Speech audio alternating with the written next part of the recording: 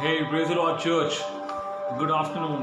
आज की दोपहरी में हम आपके लिए सलाम लेकर आए हैं। बहुत शुक्रगुजार हैं क्योंकि आज फेसबुक चल रहा है, हमारा नेटवर्क हमें धोखा नहीं दे रहा और कुछ ज़रूरी चीज़ें हैं जिनको हम अंजाम देना चाहते हैं। एक शादी की आज आखिरी पुकार है और हम दुआएं करना चाहते हैं बहुत सारे पासवानों के लिए, बहुत सारे अच्छी चीज़ों के लिए जो हो रही हैं, परिवारों के लिए, बच्चों के लिए जो अपने एग्ज़ाम्स की तैयारियां कर रहे हैं। सबसे ख़ास बात है आज खुदा की मेज़ हमारे बीच में।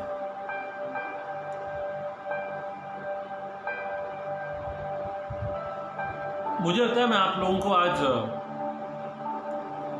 3 चीज़ें खिलाऊं अलग अलग और आपकी पहचान के बारे में कुछ बताना चाहता हूँ। मुझे लगता है कि मैं आज पीस और मर्सी के बारे में बात करूं, यानी कि शांति और दया के बारे में बात करूं और मैं बात करूं कि कैसे आप अपनी ग्रेस को, how can you multiply your grace. और मुझे लगा कि ये कैसे होता है, हाउ टू मल्टीप्लाई ग्रेस। मैंने इसके बारे में कभी नहीं सुना। क्या आप मल्टीप्लाई कर सकते हैं अपनी ग्रेस को? क्या आप मल्टीप्लाई कर सकते हैं अपनी peace? Can you multiply your grace and peace? क्या आप अपनी अनुग्रह को जो आप पर हुआ है उसको गुणा कर सकते हैं? क्या आप अपनी शांति को गुणा कर सकते हैं?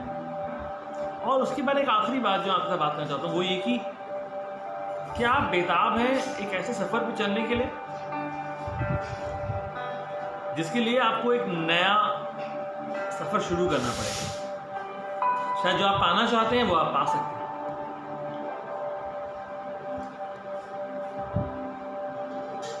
एक बात से मैं शुरू करना चाहता हूँ। The spirit of God is in your Monday, Tuesday, your next month, your December, maybe your next year, and so on. But before you actually can go to your tomorrow, you have to come to today. खुदा आपकी आज में, कल में, परसों में, आपके अगले महीने में, अगले साल में तो है, लेकिन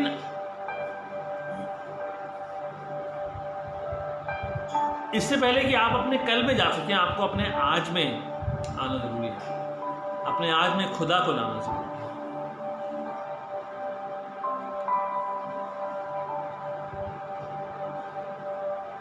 आपको खुदा को समझना पड़ेगा। खुदा आप कलीसिया से बहुत मोहब्बत करता है। ये समझने के लिए कि हम कौन हैं, हमें समझना पड़ेगा कि कि हम किसके हैं। To understand who you are, you would have to understand whose you are. लिखा है वो लोग जो अपने खुदा को जानते हैं they will do great exploits. Bible में एक बड़ी खूबसूरत बात लिखी है और यहां लिखा है दानियल की किताब, उसका 11वां बाब, उसकी 25वीं आयत। दानियल चैप्टर 11 उसकी 25th वर्स में एक बहुत ही खूबसूरत बात लिखी है और यहां लिखा गया है कि 32वीं आयत, डैनियल चैप्टर 11 उसकी 32वीं आयत में एक बात लिखी है और यहां पे लिखा है जो लोग अपने परमेश्वर का ज्ञान रखेंगे,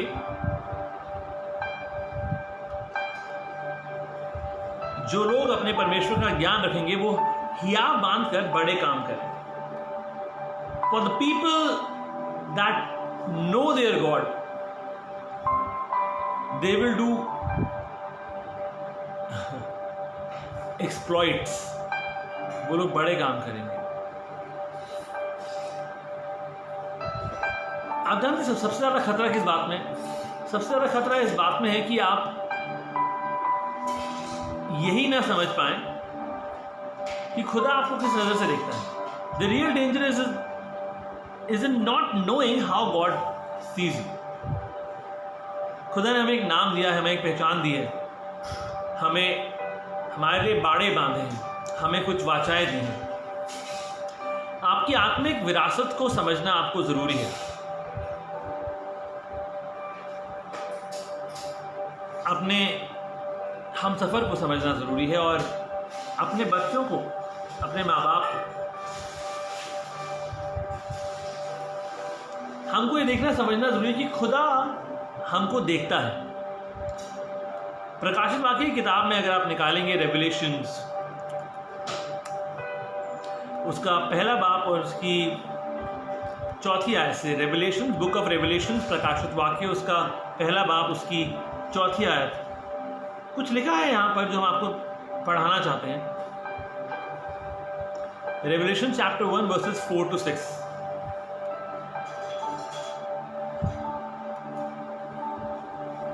यूहन्ना लिखता है to the 7 churches in Asia। यूहन्ना की ओर से आसिया की 7 कलीसियाओं के नाम, उसकी ओर से जो है और जो था और जो आने वाला है उन 7 आत्माओं की ओर से जो उसके सिंहासन के सामने, और यीशु मसीह की ओर से जो विश्वास योग्य साक्षी और मरे हुए में से जी उठने वालों में पहलौटा और पृथ्वी के राजाओं का हाकिम है, तुम्हें अनुग्रह और शांति मिलती रहे, जो हमसे प्रेम रखता है और जिसने अपने लहू के द्वारा हमें पापों से छुड़ाया है। क्योंकि हम लहू की बात कर रहे हैं और बदन की बात कर रहे हैं और हम बात कर रहे हैं कि उसने हमें छुड़ाया है। आइए वक्त होगा जब अपनी मेज़ को तैयार करेंगे, आप हमारे साथ खुदा की मेज़ में आगे चल सकते हैं। हम चाहते हैं कि आप कोई भी ब्रेड, कोई बिस्किट, कोई रोटी, कुछ भी ले सकते हैं, और जो भी पीने की चीज़ है आपके पास, छोटा सा कुछ रूह अफ़ज़ा, पानी, जूस, कुछ भी, हम खुदा की मेज़ में आगे चलेंगे। आप तैयारी कर सकते हैं, हम आपको 5 मिनट का समय देते हैं, तब तक हम कलाम में आगे चलते हैं। और हमें एक राज्य और अपने पिता परमेश्वर के लिए याजक भी बना दिया। उसी की महिमा और पराक्रम युगानुयुग होता रहे, आमीन।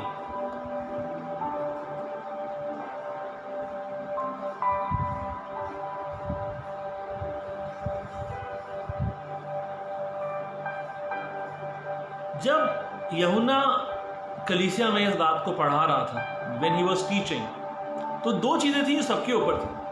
On every child of God there are 2 things, grace and peace, उसका अनुग्रह और उसकी शांति। Now there are different levels of this gift from God। आपको समझना पड़ेगा कि इसके अलग अलग स्तर हैं।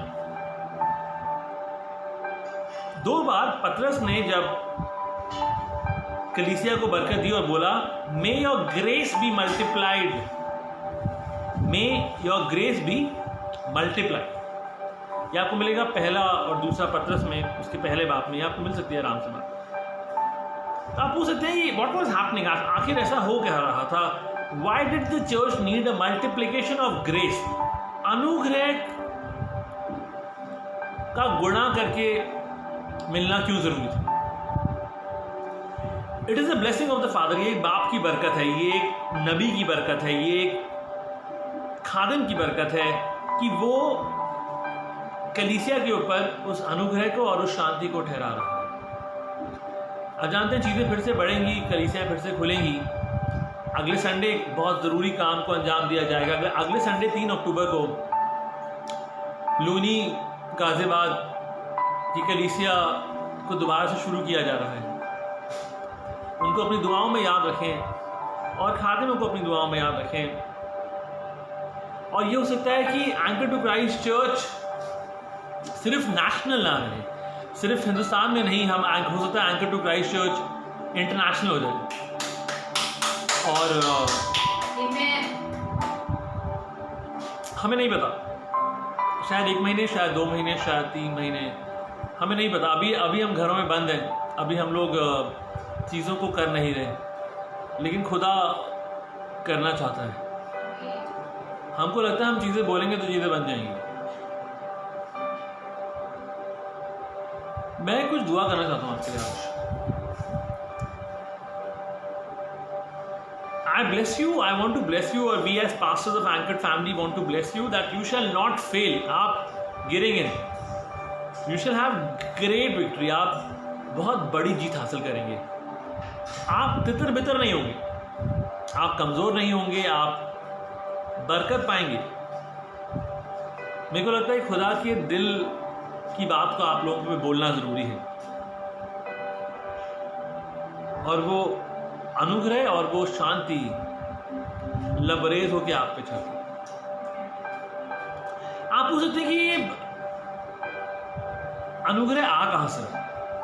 जब हम अनुग्रह की बात करते हैं तो वापस खुदा की मेज पे चलते हैं, और ये वक्त होगा जब हम उसकी रोटी और उसके प्याले से हिस्सेदार होंगे। ये उसने रोटी ली, रोटी के बाद प्याला भी लिया। ये रोटी उसके बदन को दिखाता है और ये प्याला उसके लहू को दिखाता है जो उसने हमारे लिए तोड़ा और हमारे लिए बहाया। आप खा सकते हैं और इस प्याले से पी सकते हैं।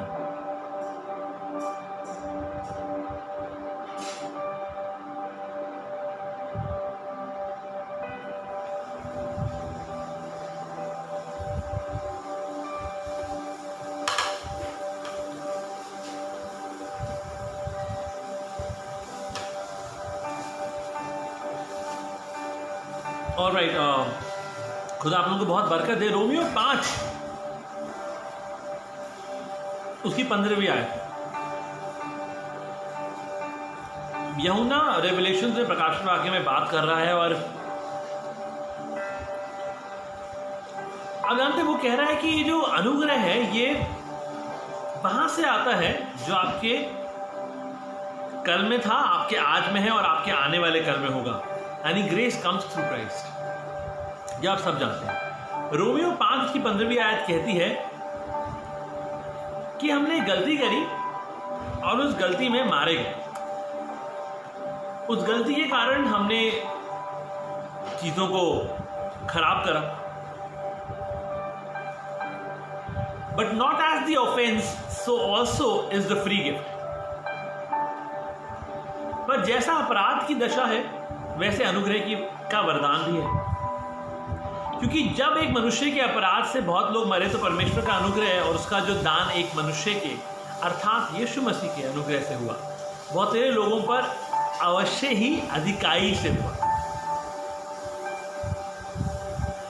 For if through the offense of one many be dead, much more the grace of God and the gift by grace, which is one man, Jesus Christ, hath abounded into men.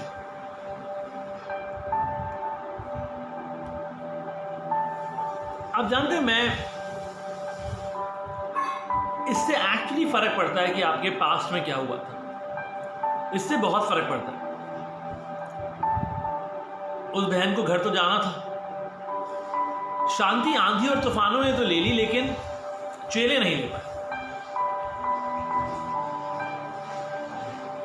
Even the storm received peace, but the disciples could not.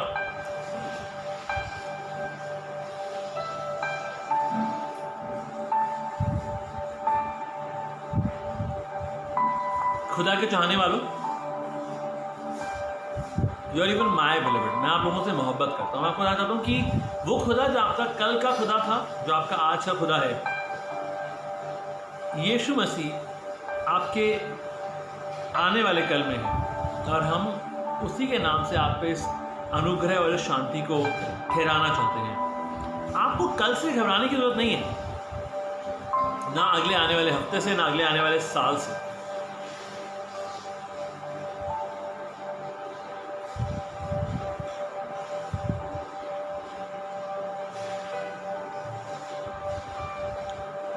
मुझे लगता है आज एक जीत का दिन है, because हम खुदा को जब भी याद रखते हैं आप हार सकते ही नहीं। उस दिन में, जिस दिन में आप खुदा को पुकारते हैं, आप कैसे हार सकते हैं?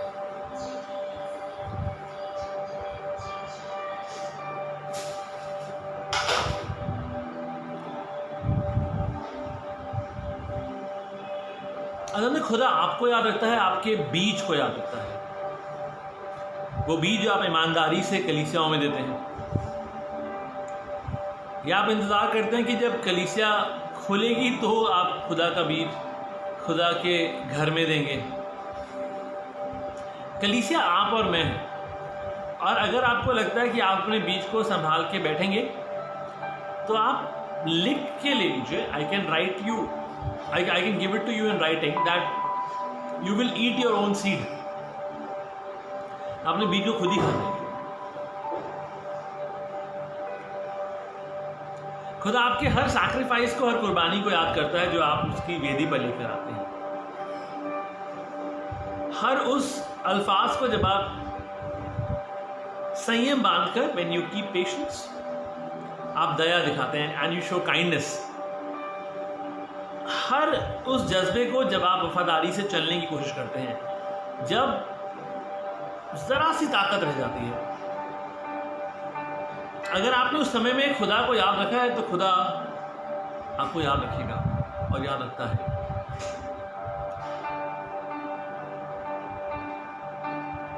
हमारा खुदा वफादार है। Your broken past will meet the God of the future. आपका टूटा हुआ कल उस आने वाले कल के खुदा के साथ टकराएगा। और जब वो खुदा किसी चीज से टकराता है तो वो चीजें बदलता है। May you know that your God sees you with grace and peace through Jesus Christ our Savior। खुदा आपको आज की दोपहरी में बहुत बरकत। मुझे लगता है ये अभी ख़त्म नहीं हुआ। मुझे लगता है कि मुझे फ़ोन रख के फेसबुक लाइव बंद करके व्हाट्सएप पर रिकॉर्ड करके कुछ भेजना चाहिए, और हो सकता है मैं करूँ, और ये बिल्कुल हो सकता है। इससे पहले एक बहुत ज़रूरी काम है, एक पुकार है जो हम पढ़ना चाहते हैं। ये शादी की आखिरी पुकार होगी, और ये बेटी और ये बच्चा और ये बहन हमारी कलीसिया की बेटी है, इस कलीसिया का बच्चा है, और हम बहुत शुक्रगुजार हैं खुदा के कि इस खूबसूरत दिन को खुदा ने उन दोनों परिवारों के बीच में रखा। हम बात कर रहे हैं सारा हेजल रे की, जो कि बेटी हैं ब्रदर विनीत सैंडी रे की, जो अब खुदा के पास हैं, और सिस्टर मोना रे की।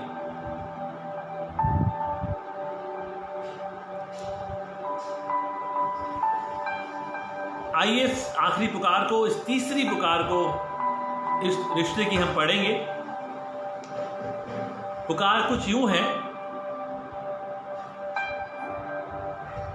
सारा हेजल रे जो कि बेटी हैं ब्रदर विनीत सैंडी रे और सिस्टर मोना रे की, उनका निकाह, उनकी शादी होना करार पाई गई है और रोहित डेविड के साथ, जो कि बेटे हैं पीटर ए डेविड और उनकी मेम साहब के। इनकी शादी होना करार पाई गई है 10 अक्टूबर को शाम को 4 बजे अजमेर में सेंट मेरीज चर्च में, और वहां के पासवान इस काम को अंजाम देंगे। अगर किसी को कोई भी ऐसा वाजिब सबब मालूम है, एक ऐसी बात मालूम है जिसके कारण ये शादी नहीं होनी चाहिए, तो प्लीज हमको जल्द लिखित रूप में अपनी कलीसिया के पासवान को, यानी मुझे या पास्टर डेविड को लिखकर सूचित करें, गिव अस इन राइटिंग। और अगर नहीं तो इसके बाद हमेशा के लिए चुप रहे। आमीन। आइए हम इस दोनों परिवारों के लिए दुआ करेंगे। थैंक यू खुदा मसीह, हम दुआ करना चाहते हैं इस बेटी सारा के लिए और इस भाई, इस बच्चे रोहित के लिए। खुदा मसीह हम शुक्रगुजार हैं दोनों रे फैमिली और डेविड फैमिली का। खुदा मसीह अपनी नेक मर्जी में तूने इनको जोड़ा है। हम यही चाहते हैं, ये दोनों बच्चे अब तैयारियां कर रहे हैं। खुदा मसीह भागदौड़ हो रही होगी, परेशानियां, खुदा मसीह सवाल, हर बात में तू बीच में रहना खुदा, क्योंकि तुझमें तेरा कलाम बताता है तुझमें चीज़ें जुड़ी रहती हैं खुदा।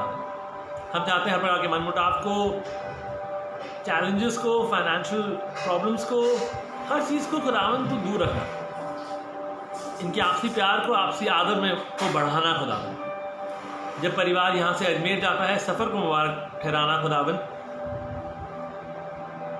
सब लोग जाएं और ज़रूरी काम को तुझ में सही अंजाम तक पहुँचाएं खुदावन।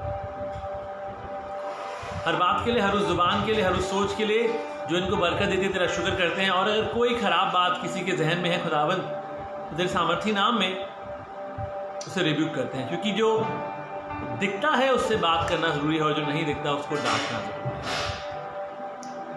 तो यीशु मसीह तेरे सामर्थी नाम में इस बात को ठहरा देते हैं। इस दुआ को सुनिए और ग्रहण करें। आमीन। एक बात भाई ख़त्म करेंगे तो खुदावन यीशु मसीह आपके आज, आपके कल, आपके अगले हफ्ते, महीने, आपके आने वाले साल में है। बट इससे पहले कि वो आपके कल में नजर आए, आपको उसको अपने आज में रखना जरूरी है। Grace and piece can be multiple. खुदा आपको आज की दोपहरी में बहुत बरकत दे। आइए हम कलाम बरकत लेंगे और विदा होंगे। और अब हमारे खुदावंद यीशु मसीह का फजल, खुदा बाप की मोहब्बत और पाक रूह की रिफाकत और शराकत आपसे लेकर हमेशा तक तमाम मसीह ईमानदारों के साथ होती रहे। आमीन। Praise the Lord church. खुदा आपको बहुत बरकत दे।